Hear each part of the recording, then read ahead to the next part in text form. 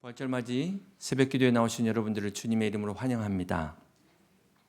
이번 특별 새벽기도에는 부활절로 끝나지 않고 부활절 이후까지 저희가 진행하려고 이렇게 준비했습니다. 사실 주님의 부활이 시작인데요. 저희가 그동안 부활절을 기점으로 해가지고 새벽기도가 끝나다 보니까 부활이 끝이다 이렇게 생각을 하시는 것 같아서 한번 이번에 또 바꿔봤습니다. 아무쪼록 이번 특별 새벽기도 기간을 통해서 여러분의 기대와 기도 가운데 하나님이 역사하시고 응답받으시기를 주님의 이름으로 축복합니다. 우리나라의 기독교의 역사를 살펴보면 참 오늘날과 같이 이렇게 평안하게 신앙생활을 할 수 있었던 때가 그리 많지 않죠. 아니 거의 없었다고 볼 수 있겠습니다. 우리 기독교가 들어온 지 약 150년의 이제 160년의 역사가 되어가고 있는데 조선시대에는 불교와 이 유교를 국교처럼 믿었기 때문에 무속신앙이 자리를 잡아 사실 이 초창기 선교사들이 얼마나 많은 핍박과 어려움을 당했습니까? 또 일제강점기 때도 일본의 신사참배 강요로 교회가 큰 시련을 당하기도 했습니다. 적당히 타협하는 사람들은 근근히 신앙을 유지할 수 있었지만 믿음 때문에 신사참배를 거부했던 사람들은 감옥에 가거나 순교를 당할 수밖에 없는 그러한 어려운 시기를 우리가 겪었습니다. 또 해방 후에 6.25 전쟁을 통해서 많은 기독교인들이 순교를 당했습니다. 북한 지역에는 수많은 교회들이 파괴되었고 다 무너지고 목회자들과 또 성도들은 처형되거나 수용소로 끌려갔습니다. 이처럼 오늘 우리 한국 교회는 순교자들의 피 위에 세워진 신앙의 결실이라고 할 수가 있습니다. 이러한 역사적 맥락에서 오늘 우리가 누리는 이 평화로운 예배 환경이 얼마나 소중한지, 이게 결코 그냥 주어진 것이 아니고 우리 믿음의 선배, 믿음의 선조들의 그 피의 결실로 우리가 이 놀라운 은혜를, 이 혜택을 누리고 있다는 사실을 우리는 잊지 말아야 될 것입니다. 그럼에도 불구하고 한편으로 이 민주주의 사회 속에서 지금 교회가 세속화가 되어 있고 교회 안에 이 다원주의의 영향이 들어와서 기독교의 가치관이 도전을 받고 있고 위협을 받고 있고 훼손되어 가고 있습니다. 이런 보이지 않는 영적 싸움 속에서 우리가 지금 신앙생활을 해나가고 있습니다.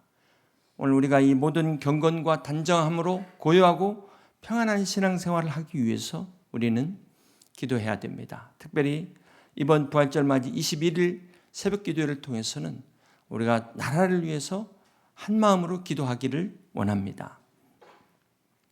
우리가 그러한 마음으로 함께 여러분 동참해 주시기를 부탁드립니다. 오늘 본문 누가복음 18장의 불의한 재판관의 비유는 이 당시 팔레스틴에서 흔히 일어날 수 있는 실제로 있는 이야기를 말씀하고 있습니다.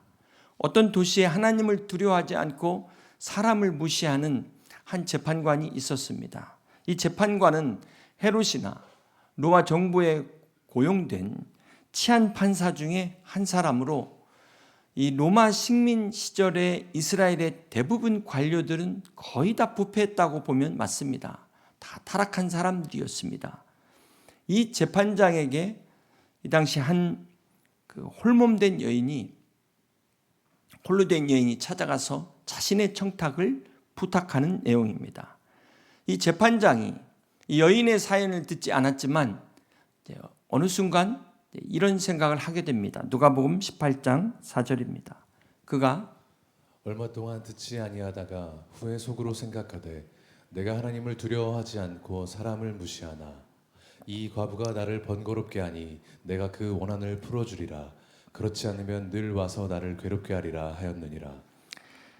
이 홀몸인 여인은 떼쓰는 방법을 통해서 문제를 해결합니다. 많은 사람들이 이 비유를 통해서 재판장이 귀찮아서라도 이렇게 들어준 것처럼 우리도 하나님께 매달리면 들어줄 것이다 이렇게 생각을 합니다. 그래서 오늘 본문 누가복음 18장의 이 기도를 강청하는 기도, 일명 땡깡 기도다 이렇게 이야기도 합니다. 과연 이게 사실일까요? 하나님은 끝까지 매달리면 정말 하나님이 원치 않는데도 마지못해서 들어주실까요? 우리가 기도할 때 응답받지 못하는 게 하나님께 떼쓰지 않아서입니까? 어떻게 생각하십니까? 오늘 본문의 불의한 재판관의 비유가 주는 교훈을 우리가 함께 같이 생각해 보고자 합니다.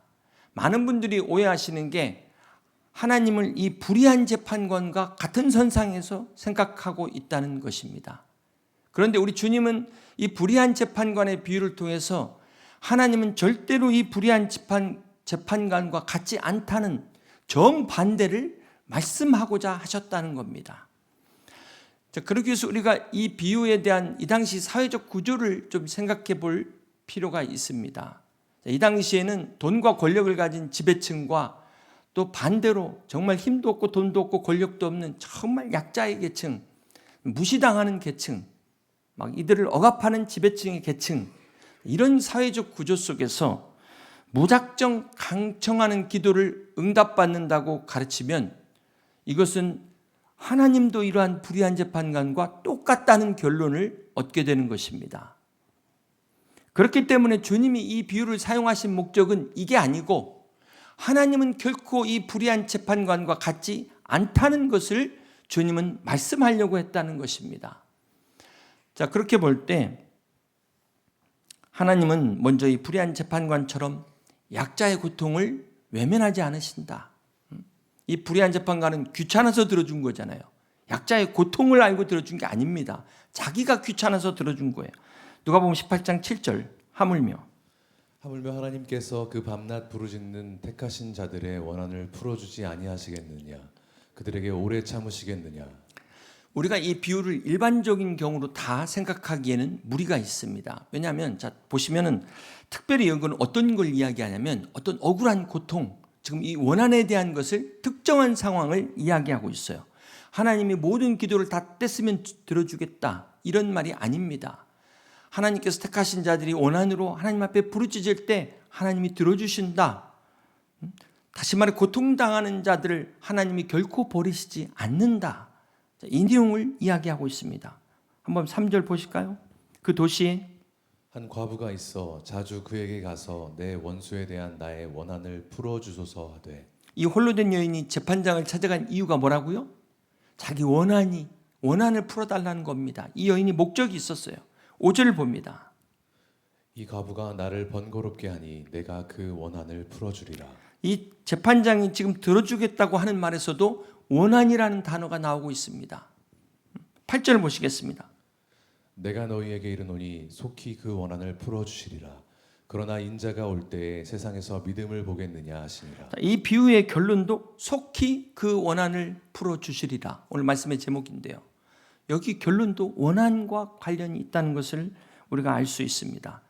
그러므로 이 불의한 재판관의 비유의 주제는 하나님께 뗐으면 다 들어주신다가 아니라 하나님은 자기 백성이 억울하게 고통당할 때 결코 그 고통을 외면하지 않으신다.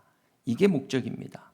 결론은 하나님의 백성이 고통당할 때 하나님은 반드시 도우신다.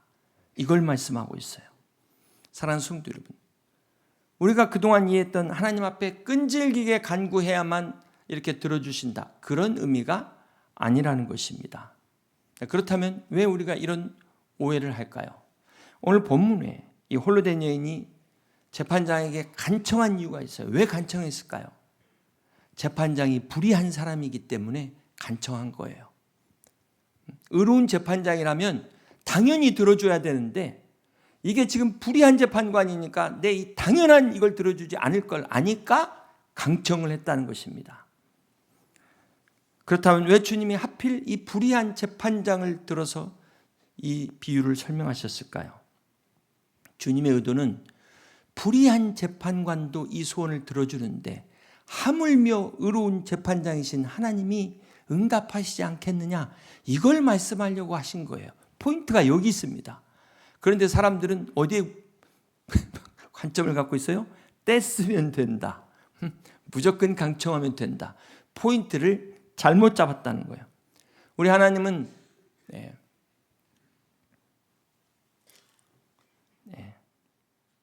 우리가 이 본문의 의도를 정확하게 이해할 필요가 있습니다. 그래서 우리 누가복음 18장 1절을 다시 한번 보겠습니다. 예수께서 그들에게 항상 기도하고 낙심하지 말아야 할 것을 비유로 말씀하여. 자, 이것은 우리가 기도할 때 하나님이 안 들어주신다고 해서 낙심하지 말고 기도하라는 말이 아닙니다. 원문에 보면은 항상 기도하고 낙심하지 말아야 될 중간에 헬라어 카이가 들어가 있어요. 이게 영어의 end입니다. end. 그러니까 정확하게 원문대로 번역하면 항상 기도해야 할 것과 그리고 낙심하지 말아야 할 것. 이렇게 말씀한 겁니다. 그러니까 이 비유는 기도하더라도 안 들어주실 때 낙심하지 말아야 한다 의미가 아니라 항상 기도하면서도 낙심하지 말아야 한다. 이걸 말씀하고 있어요. 지금 새벽이라 그 말이 그 말 같지만 이거 잘 생각해 보시면 분명한 의미가 달라요.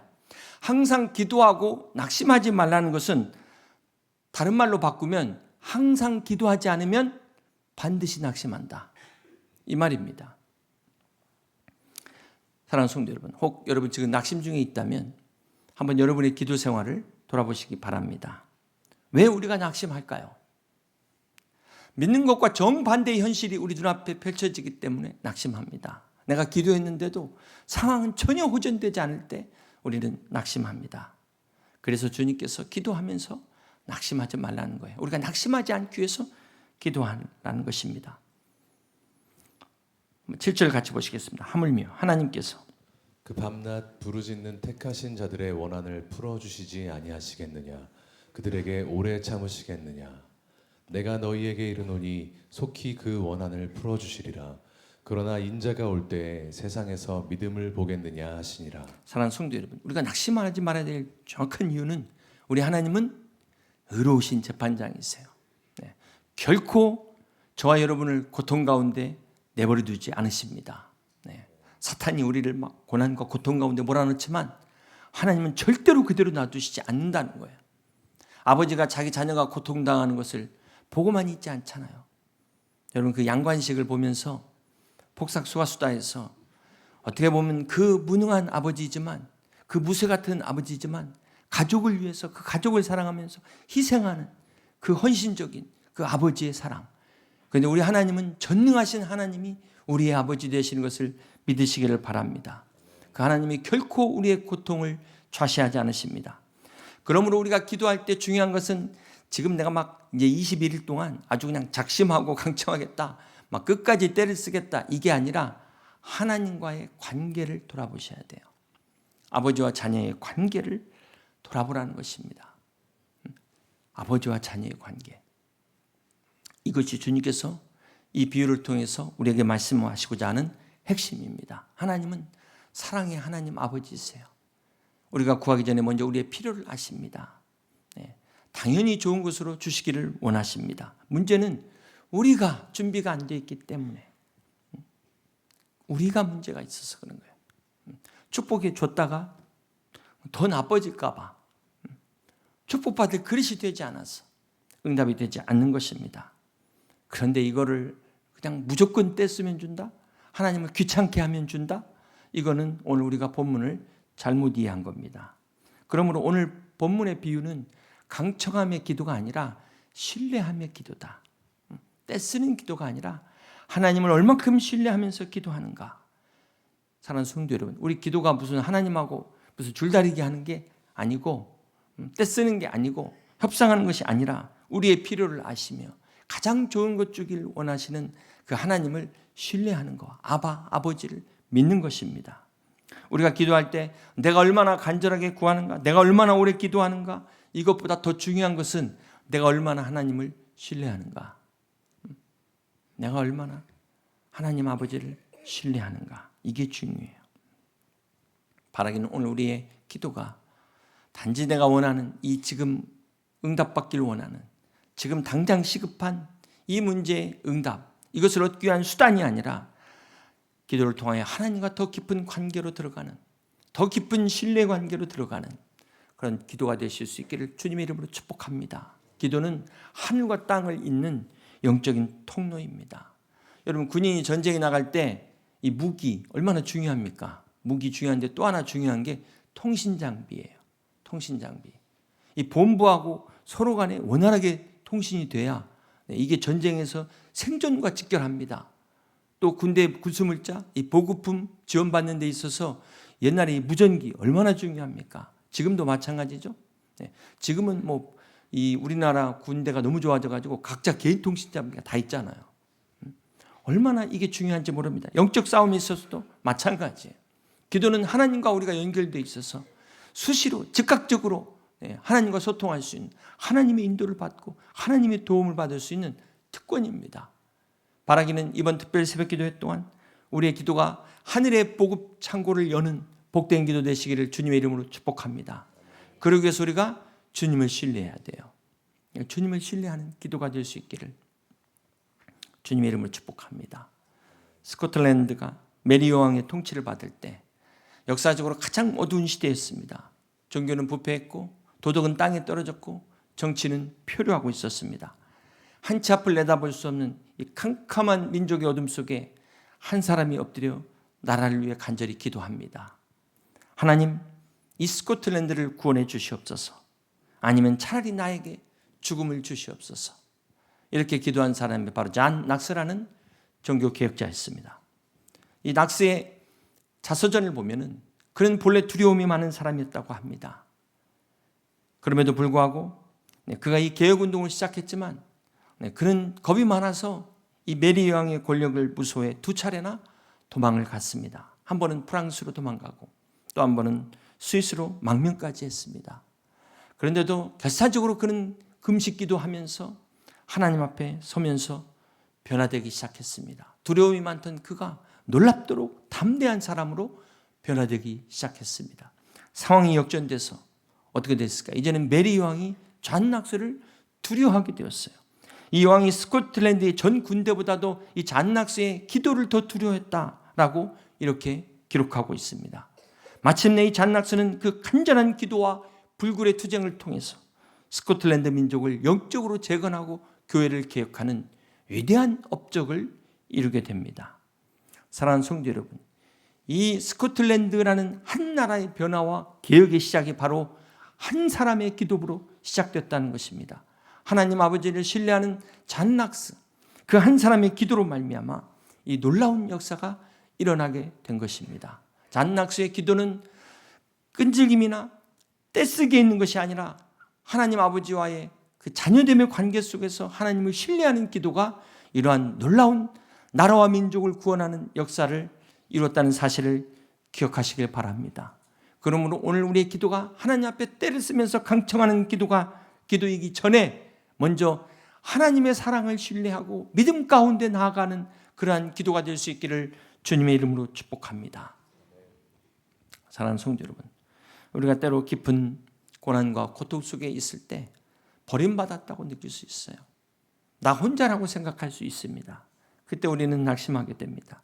그런데 바로 그 순간이 하나님이 우리와 함께 계시고 하나님의 임재가 함께하는 시간이라는 것을 기억하시길 바랍니다. 우리의 고통 속에서도 하나님의 임재는 마치 등대와도 같은, 우리가 가장 외롭다고 느낄 때 가장 가까이에서 우리와 함께 하신다는 사실을 믿음의 눈을 들어서 바라볼 수 있는 저와 여러분 되시기를 주님의 이름으로 축복합니다. 여러분, 터널과 막장은 다르죠. 똑같이 어두운 굴로 들어가는 것 같지만 막장은 가도 끝이 없습니다. 답이 없습니다. 그러나 터널은 아무리 길고 어둡고 길어도 마침내 끝이 나와요. 빛이 보이는 곳이 터널입니다. 로마서 5장 3절이 말씀합니다. 다만 이뿐 아니라 우리가 환난 중에도 즐거워하나니 이는 환난은 인내를, 인내는 연단을, 연단은 소망을 이루는 줄 알미로다. 그렇습니다. 사랑하는 성도 여러분, 여러분이 당하는 고난이 결코 영원하지 않습니다. 결코 영원하지 않습니다. 그러므로 우리가 이 고난 속에서 끝까지 멈추지 말고 오늘도 믿음의 길을 달려가고 기도를 포기하지 않고 하나님을 신뢰하는 마음으로 나갈 때 이미 우리의 손에 승리의 열쇠가 주어진 것을 믿으시기를 바랍니다. 믿음의 사람들에게 있어서 실패는 결론이 아니에요. 실패는 과정일 뿐입니다. 오늘 믿음의 사람들에게 성공이 우리에게 결론이요, 하나님의 응답이 우리의 최후의 승리인 것을 믿으시기를 바랍니다. 그러므로 아무리 힘든 시기를, 우리나라가 지금 어려운 시기를 겪고 있다 하지만 우리는 끝까지 포기하지 말고 주님과 함께 주님을 신뢰하며 이 길을 계속해서 걸어나가야 될 것입니다. 이 길 끝에 반드시 빛이 보이게 될 것입니다. 우리 주님께서 십자가의 고난을 이기심으로 부활의 영광을 얻으신 것처럼 우리도 지금의 이 고난과 어려움을 통과할 때 마침내 하나님의 놀라운 은혜와 축복을 누리게 될 것입니다. 오늘 여러분이 겪는 이 모든 고난 속에서도 우리를 사랑하시는 변함없는 그 하나님의 사랑을 신뢰하며 믿음으로 일어나는 여러분 되시기를 주님의 이름으로 축복합니다. 내가 확신하노니 사망이나 생명이나 천사들이나 권세자들이나 현재일이나 장래일이나 능력이나 높음이나 깊음이나 다른 어떤 피조물이라도 우리를 우리 주 그리스도 예수 안에 있는 하나님의 사랑에서 결단코 끊을 수 없음을 믿으시기를 바랍니다. 오늘 우리가 이 새벽에 이 약속 붙잡고 주님만을 신뢰하며 이 고난의 밤을 지나 새벽의 기쁨을 맞이하는 우리 여의도 침례교회 모든 성도들 다 되시기를 주님의 이름으로 간절히 축원합니다. 이번 21일 새벽 기도를 통하여 마지막까지 주님의 주신 은혜를 기대하며 신뢰함으로 끝까지 승리하는 우리 여의도 침례교회 모든 성도들 다 되시기를 주님의 이름으로 간절히 축원합니다. 말씀을 생각하시면서 함께 같이 찬양하고 기도하겠습니다.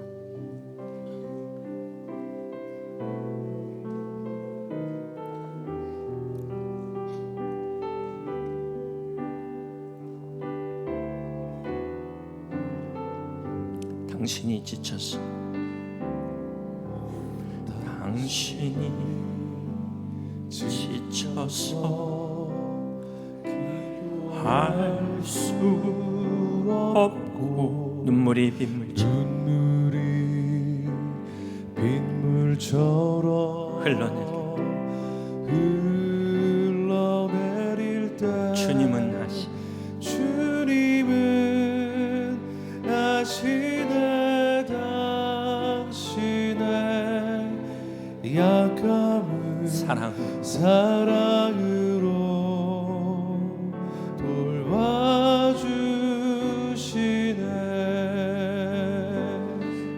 누군가 널 위하여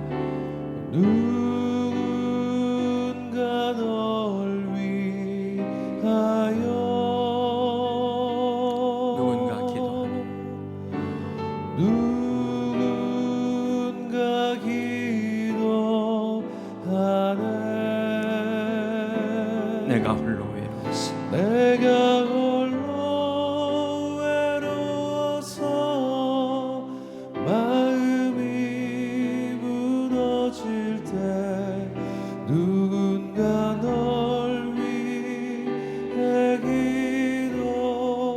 기도하네. 당신이 외로이 홀로 남았을 때 당신이 외로이 남았을 때 당신은 누구에게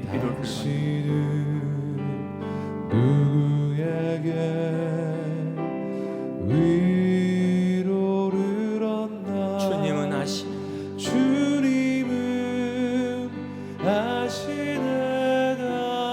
당신의 마음을 그대 홀로 있지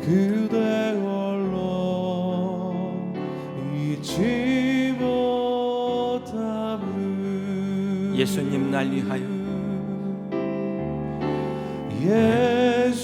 예수님 날 위하여 예수님 기도하니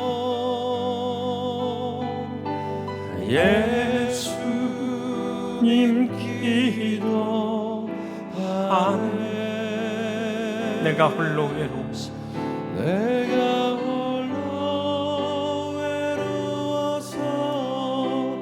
마음이 무너질 때 예수님 날 위해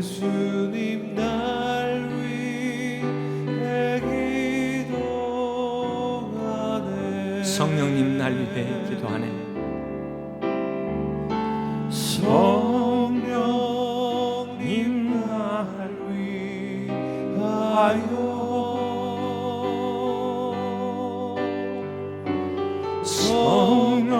성령님 기도하네.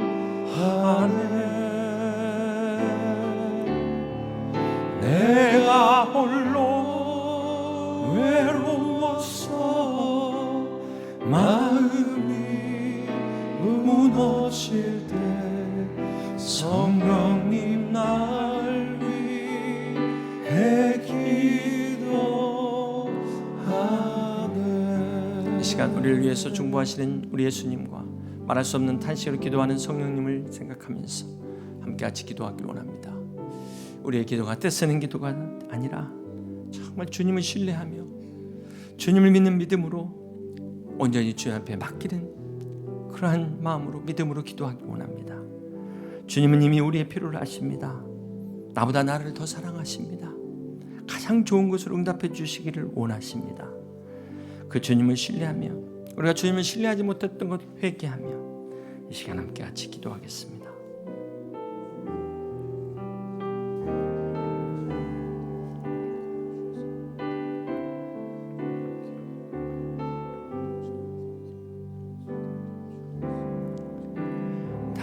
당신이 지쳐서 기도할 수 없고 눈물이 빗물처럼 흘러내릴 때 주님은 아시네. 당신의 약함을 사랑으로 인도하시네.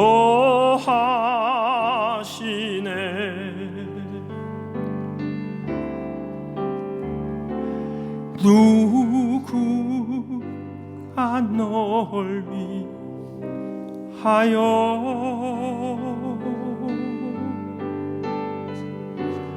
누군가 기도하네.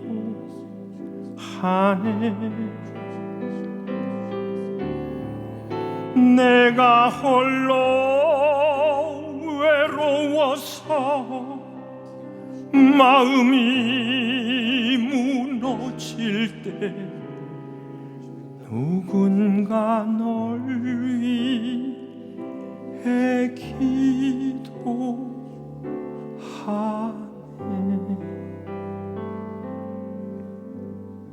사랑의 하나님 아버지, 우리의 모든 필요를 하시며 우리가 구할 때 가장 좋은 것을 응답해 주시는 하나님 아버지, 이 시간 우리가 주님을 신뢰하길 원합니다. 주님의 신뢰를 회복하길 원합니다. 주님이 나보다 나를 더 사랑하시며 나의 가장 좋은 길을 아시며 나에게 가장 좋은 것을 주시기 원하시는 하나님 아버지, 이 시간 주님을 신뢰합니다. 주님의 방법으로 주님의 때 응답하여 주시옵소서. 우리의 의로우신 재판장 되신 주님, 특별히 억울한 일로 고통 가운데 있는 성도들, 고난 가운데 있는 성도들 위로해 주시옵소서. 저들의 원한을 풀어 주시옵소서. 이번 새벽 기도를 통하여 반드시 응답받고 주님과 함께 나가는 귀한 성도들 되게 하여 주시옵소서. 우리나라 긍휼히 여겨 주시옵시고 이 위기 때 기도로 말미암아 다시 아버지 하나님 잔낙스의 기도로 스코틀랜드가 하나님 앞에 바로 선 것처럼 우리 성도들의 기도로 우리 대한민국에 회복되는 기적의 역사가 일어나게 하여 주시옵소서. 감사드리고 예수님의 이름으로 기도하옵나이다.